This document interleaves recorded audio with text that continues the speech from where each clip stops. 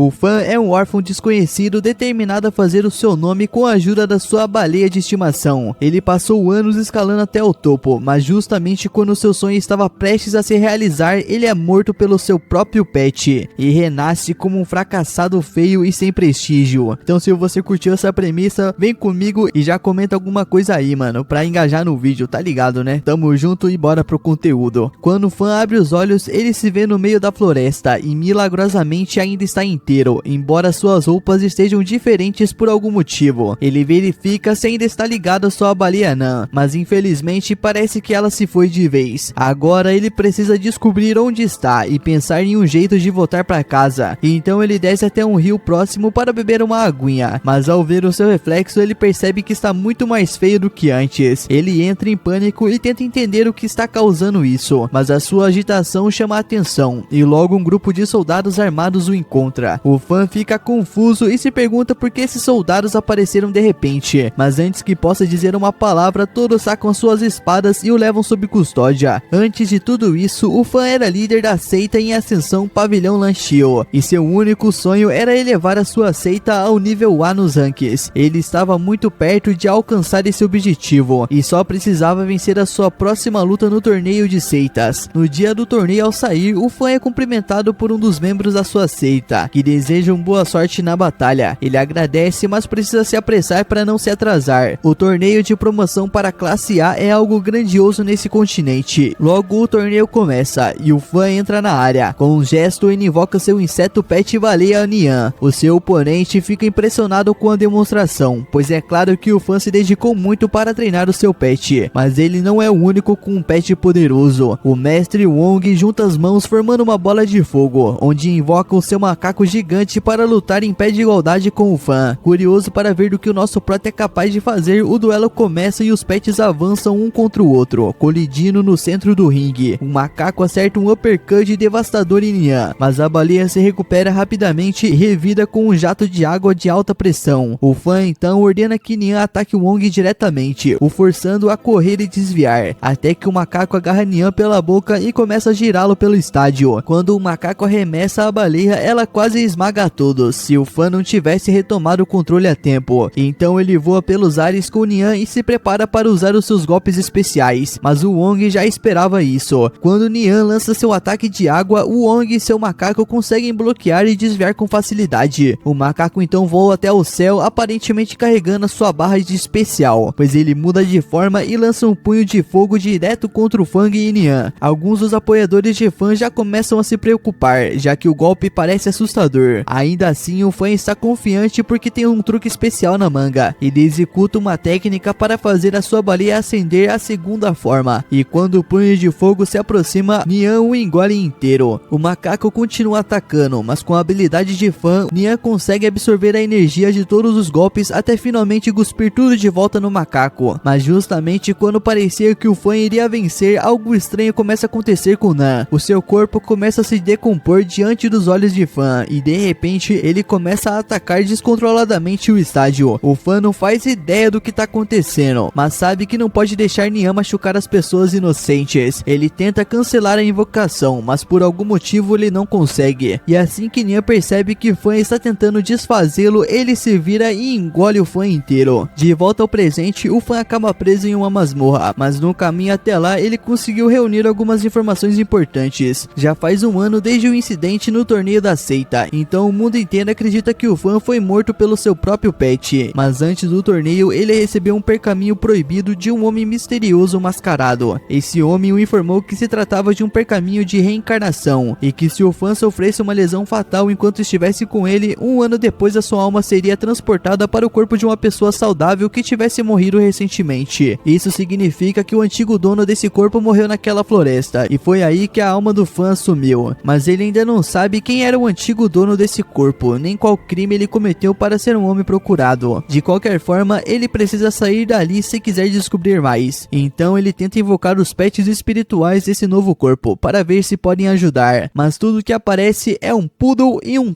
cacto, mano. As coisas não parecem boas para ele, mas ele tenta se manter otimista e pede que mostrem as suas habilidades especiais. Mas para sua decepção, o único truque do Poodle é urinar no chão. Já o cacto consegue criar vinhas longas para prender as pessoas. Essa habilidade ao menos parece um pouco útil, mas ainda assim não será suficiente para fugir dali. Pouco depois, o fã ouve um guarda se aproximando, então ele manda os pets voltarem para o seu corpo antes que sejam pegos. O guarda abre a porta da cela e diz que a senhorita Bee quer vê-lo em seus aposentos, mas assim que entra, o guarda se revolta com o cheiro de xixi do Poodle no chão. O fã até tenta disfarçar e diz que não foi ele que urinou ali, mas considerando a distância, o guarda duvida. Mesmo assim, não é função do guarda se preocupar com onde o fã faz xixi, ele apenas manda o fã se apressar, pois a Bee está esperando. No caminho, o fã tenta perguntar por que essa mulher perigosa quer vê-lo, já que pelas circunstâncias de sua prisão, ele está com medo de ser torturado. O guarda, no entanto, não responde nada. Eventualmente, eles chegam no quarto de Bee. O guarda bate a porta e avisa que trouxe o prisioneiro como ela pediu. A Bee fica satisfeita e manda o guarda deixá-lo lá e voltar aos seus deveres. Enquanto o guarda se distrai, o fã consegue soltar as mãos, mas como ainda não tem muita chance de escapar, ele finge que continua amarrado. Ele então entra no quarto e vê a mulher esperando por ele enquanto toma chá. Ela o chama de Liu Fang, o nome do antigo corpo, e pergunta se ele sabe por que ela o manteve vivo. O fã não faz ideia do que Liu fez para irritá-la, então tenta jogar seguro e pergunta se vai ter uma segunda chance de corrigir os seus erros. O erro no caso foi que esse Liu safado apertou os melões da Bee na frente de todos os membros da seita. O fã não teve nada a ver com isso, mas a Bee não sabe que ele reencarnou no corpo de Liu, e mesmo que dissesse, ela provavelmente não acreditaria. Então ele tenta se desculpar esperando que ela o perdoe, mas a Bee não tem intenção nenhuma de perdoá-lo. Ela diz que a única razão pela qual ele não está morto é porque ela quer que ele sofra a mesma humilhação que ela sentiu. O seu plano é transformá-lo em seu escravo e atormentá-lo pelo resto da vida. O fã não gosta nem um pouco dessa ideia, quem gostaria, não é mesmo? E então começa a se afastar lentamente, tentando convencê-la de que seria um péssimo escravo. Ele finalmente chega à porta e acha que talvez consiga escapar, mas assim que está prestes a sair, a Bee diz que não deu permissão para ele sair. Como punição, ela o ataca com o seu pet espiritual. O fã consegue bloquear o primeiro golpe, mas então a Bee libera a verdadeira forma de sua cobra para atacá-lo, lá ele. A mulher fica decepcionada, achando que o fã morreu rápido demais, mas ele ainda está inteiro e agora trouxe os seus pets para lutar. A Bee ri, incrédula que o fã ache que pode enfrentá-la com aquilo. Ela manda sua cobra atacar e o fã precisa reagir, então ordena que o Poodle Juan avance.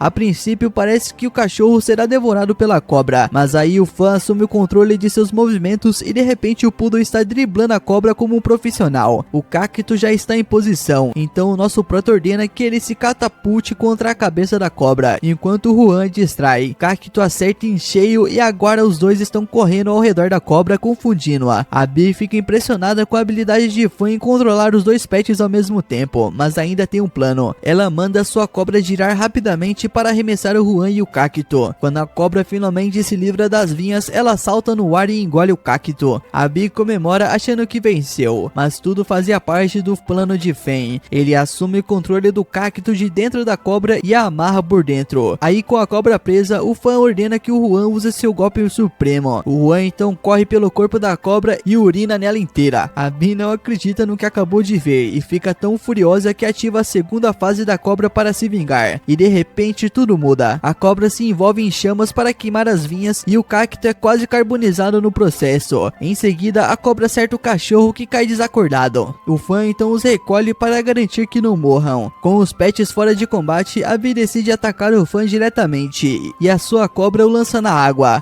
Prestes a se afogar, o fã começa a temer pela própria vida, até que algo nada perto de seu rosto e lhe dá uma ideia. Na superfície, a mina usa um pouco de água do lago para limpar a urina do cachorro em seus sapatos, quando de repente o fã emerge. Ela fica surpresa achando que ele já estaria morto, mas o fã havia se conectado com o bagre do lago e o tornou seu novo pet. A Bee zomba dele por estar tão desesperado, já que todos sabem que bagres são pets pouco confiáveis, e embora possam evoluir para quase invencíveis baleias, uma dessas baleias quase matou o seu próprio mestre, e desde então a espécie foi apelidada de assassina de mestres. Todos os bagres foram exterminados por ordem da liga. O único motivo de haver um por ali é porque o irmão de Bee coleciona espécies extintas, e esse pode ser o último bagre do continente. O fã não aguenta mais ouvir essas calúnias sobre bagres e manda Bee calar a boca. Ela se ofende e decide acabar com ele. A sua cobra entra em ação, mas o nosso prota consegue segurar as suas presas tempo suficiente para que o seu novo bagre entre em posição. Leon então nada pelo ar e por um comando de fã morde o rabo da cobra e começa a sugar. Que isso, mano? A Bee então fica em choque, pois só o falecido mestre do pavilhão Long sabia usar essa técnica, e o bagre de fã acaba devorando a cobra inteira. Ele sai do lago e corre. Aí logo depois os guardas da família de Bee são alertados da fuga e alguns lobos são enviados para caçá-lo, e ser perseguido por lobos definitivamente não é nada divertido. Ao se aproximar da borda da montanha, ele tem uma ideia ousada. Ele vai pular, então invoca o cacto e usa suas vinhas para se prender ao topo de uma formação rochosa. Ele aproveita o impulso para se lançar até a montanha seguinte. Com essa distância, os guardas não têm mais chance de pegá-lo. Eles passam a noite inteira procurando, mas sem sucesso, e pela manhã eles voltam ao clã de Bee para dar a má notícia. Não encontraram nem pegadas e acreditam que o fã pode ter morrido na queda. A mina, porém, não está convencida. Ela grita com seus guardas, chamando eles de inúteis, e exige que continuem procurando, pois quer o fã vivo ou morto. Enquanto isso, o fã acorda com um pássaro em seu rosto. Ele está perfeitamente bem, embora desejasse que tudo na noite anterior tivesse sido só um pesadelo. De volta à casa de Bee, ela conta ao irmão tudo o que o fã fez, inclusive que usou um bagre para devorar a sua cobra. Ela implora que ele a vingue, mas o irmão não se importa com a rixa dela. Ele está mais incomodado pelo fato do fã ter roubado seu bagre de edição limitada, parte da coleção de espécies raras. A Bee então se irrita com a indiferença do irmão, reclamando que ele não lhe deu o bagre, mesmo sendo tão poderoso. Mas o irmão explica que a espécie não é forte, na verdade não tem nada especial, exceto a habilidade natural de devorar as coisas, e isso só funciona em alvos parados por um tempo. Mesmo evoluindo para a baleia, ela continua fraca, então tecnicamente bagres são inúteis em combate. Só há uma exceção, um bagre sob o controle do mestre Faolin Shao, que pode ser incrivelmente poderoso, mas esse homem está morto e ninguém mais conhece os segredos de sua técnica. Enquanto isso, o fã está no topo da montanha cultivando o bagre e refletindo sobre tudo que o trouxe até ali. Ele fracassou em sua vida anterior e todo o legado que construiu foi destruído por aquele acidente, mas ele promete não desistir, não importa quanto tempo leve. Ele promete que vai chegar ao topo da liga e provar o seu valor para o mundo.